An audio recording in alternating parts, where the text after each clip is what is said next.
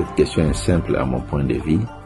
C'est tout simplement quand il y a des changements, parfois les changements, il n'y a que des précurseurs qui comprennent les changements et d'autres personnes arrivent à comprendre par la suite. Il n'y a pas eu excès de pouvoir parce que la patrouille financière, c'est en fait les contrôles a priori des finances publiques.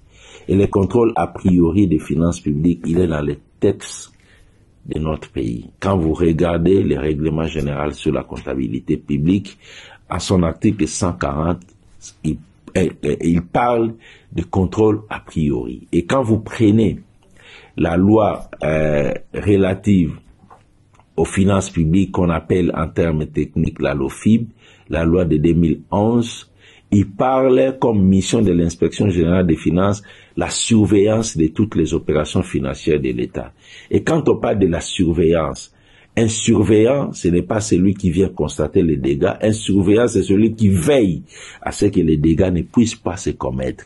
Donc, le contrôle a priori, il est prévu dans les textes et ça venait d'être activé maintenant pour pallier au fait à des insuffisances du contrôle a posteriori qui se limitent à constater les dégâts, les détournements.